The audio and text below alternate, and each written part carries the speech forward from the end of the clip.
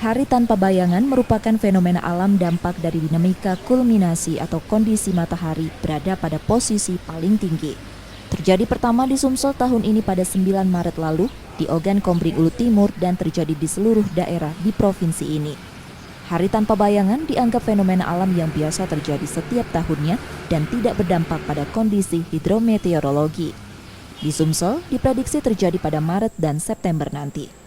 Hari tanpa bayangan bisa dimanfaatkan peneliti untuk mengukur luas bumi dan masyarakat juga bisa menguji fenomena itu dengan berdiri atau meletakkan benda di bawah sinar matahari tepat pukul 12 siang. Hari tanpa bayangan yang berangsur terjadi di Sumsel dan berakhir di Musirawas Utara pada 13 Maret pukul 12.17 waktu Indonesia Barat. Jadi hari tanpa bayangan atau kulminasi utama itu sebenarnya fenomena biasa. Jadi kita di Indonesia atau Sumatera Selatan ini akan mengalami setahun 2 kali. Kalau di Sumatera Selatan ini kita akan mengalami pada bulan Maret dan bulan September.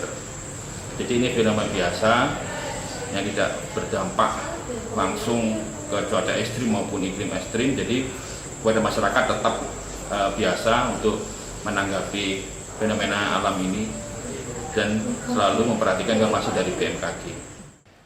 Dampak hari tanpa bayangan menimbulkan cuaca panas terasa maksimal hingga menyebabkan hujan lokal ringan setelah matahari mencapai titik kulminasi utama pada sore hari.